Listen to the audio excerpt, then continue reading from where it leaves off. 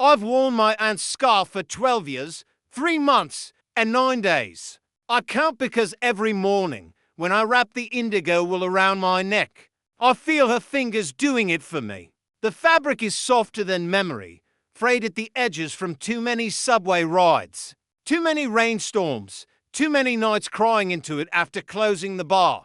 The pattern is a repeating knot tight, deliberate, like a secret whispered into thread. Aunt Mara called it the promise stitch. I was 15 when she died.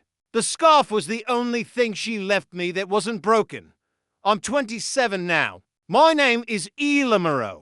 I live in a 280 square foot studio in Bushwick, Brooklyn, where the radiator clanks like a dying heartbeat and the skylight leaks when it rains. My bed is a futon. My desk is a door balanced on cinder blocks. My portfolio is a tube of rolled-up swatches and sketches.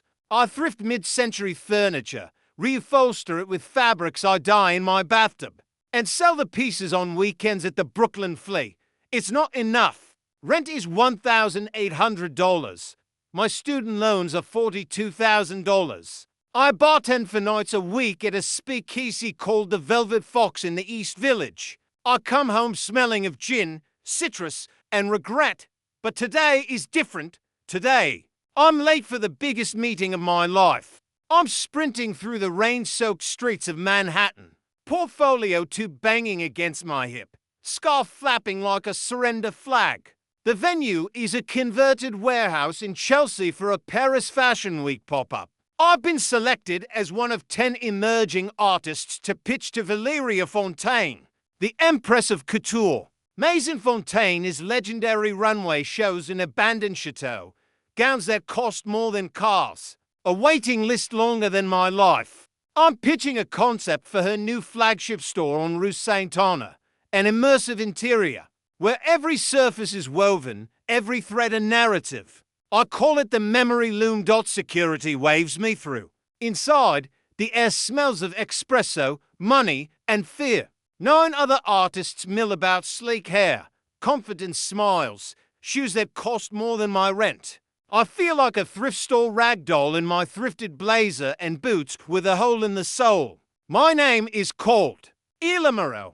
I step into the pitch room. Valérie Fontaine sits at the head of a lacquer table, flanked by 2 assistants in head to-toe black. She's 62, silver hair in a low chignon, cheekbones sharp enough to cut glass. Her eyes are the color of storm clouds. I've Googled her. Born in a Marseille orphanage, sold her first dress at 16, built an empire by 30, never married, no children, rumored to sleep 3 hours a night. I launch into my pitch. I unroll swatches hand-dyed silk, organic wool, linen embedded with metallic threads that catch light like water. I talk about texture as memory, how a scarf can hold the weight of a life. I gesture to my own neck. This scarf belonged to my aunt. She taught me that every knot is a promise. I want the store to feel like that, intimate, alive, eternal.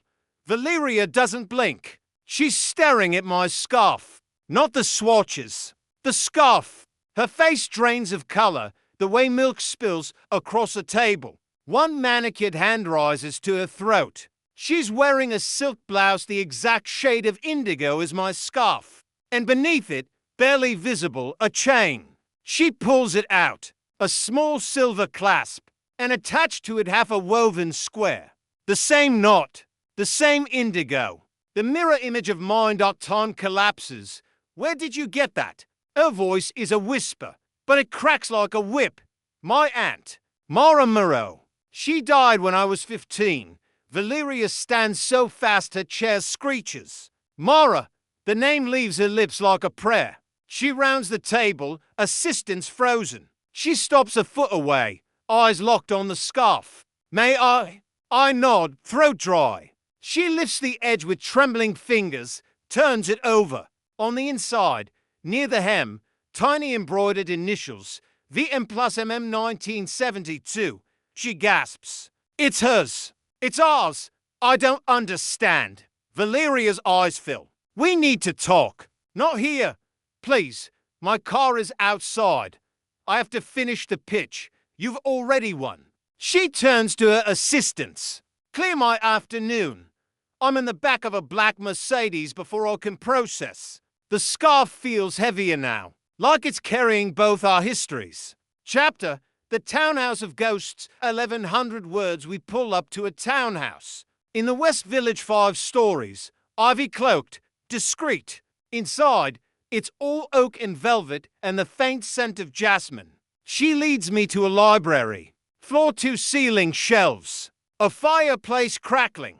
On the mantel, a framed photo to teenage girls in bell-bottoms, arms around each other, grinning in front of a loom. One has my aunt's wild curls. The other is Valeria, younger, softer, eyes already fierce. She pours the glasses of red wine with shaking hands. Sit, I sit. Your aunt and I met in 1972. We were 16, both runaways. I was from the orphanage in Marseille. Mara had fled an abusive stepfather and lion. We met at a squat in Paris, an old textile factory turned artist commune.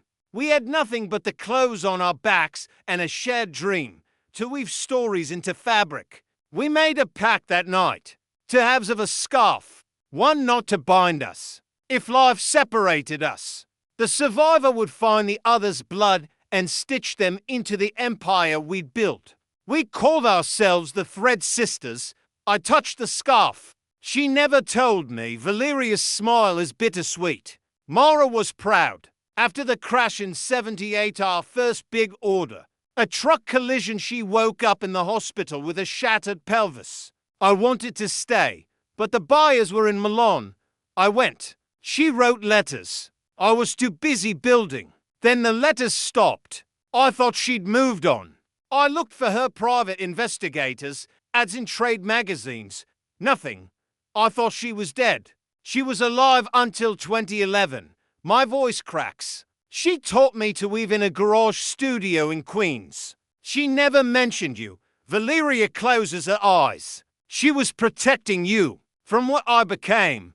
What do you mean? I'm not kind, Ela. I'm ruthless. I fire people for breathing wrong. I buy factories and close them if the margins dip. Mara hated that. She wanted art, not empire. When I stopped answering her letters, she must have thought I'd sold out. I stand. I need air. Ela, I don't know you. This is too much. I head for the door. She doesn't stop me. Chapter 3. The envelope. I wasn't ready for 1,000 words that night. I don't sleep.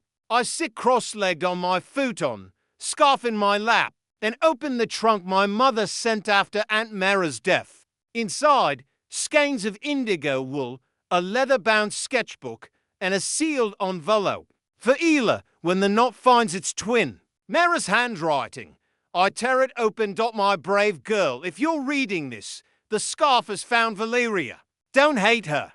We were children with big dreams and bigger fears. She built the empire we sketched on napkins. I built a life with you. I was wrong to hide her from you. She's your godmother, your second mother, the sister I chose. She will try to give you the world. Take it, but on your terms. Weave your own story. The knot is not the end, it's the beginning. All my love, always. Aunt Mara fears a photograph tucked inside. Mara and Valeria, older now, early 30s. They're in a studio, laughing, holding up to halves of the scarf. On the back, Paris, 1985. The Thread Sisters reunite. Promise kept. I cry until the scarf is damp. Chapter 4. The Bluebird Cafe. 900 words the next morning. I call Maison Fontaine. Valeria answers on the first ring. Ela? Coffee. Today. 3 p.m. The Bluebird Cafe in Williamsburg. She's there early. Same table by the window. To cappuccino's waiting. I sit. My aunt left a letter. She said your family. Valeria's eyes glisten. I failed her. No, you both survived. Now it's my turn. I tell her about my life. The bartending. The debt. The sketches. The dream of the memory loom. She listens without interrupting. When I finish, she says, design the store. Not as an employee. As a partner, 50-50. Your vision, my resources.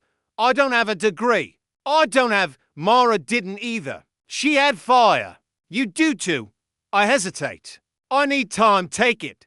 But the scarf stays with me until you decide. She unclips her half, lays it on the table. To halves, side by side. A whole. I leave the cafe with both pieces in my pocket. Chapter 5. The first stitch 1100 words 3 months later. I'm on a plane to Paris. I've quit bartending. Paid off my debt with the advance Valeria wired no strings, she said. I've spent every night in my studio weaving samples. The store will be a cathedral of thread, walls of cascading silk, floors inlaid with wool mosaics. A central loom where customers can add a stitch to a communal tapestry.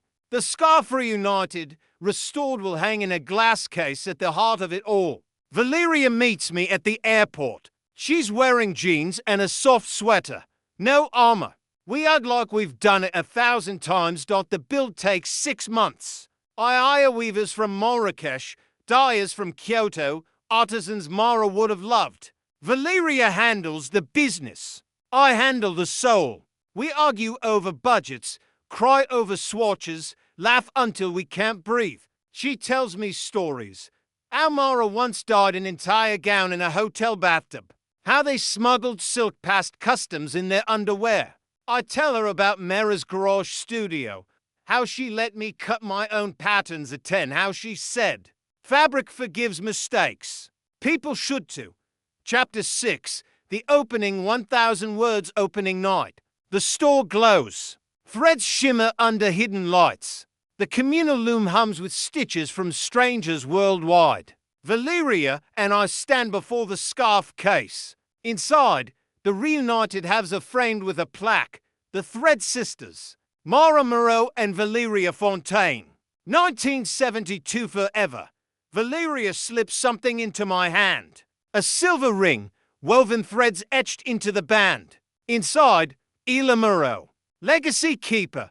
You're one of us now, she says. Whether you want it or not, I slide it on. It fits perfect.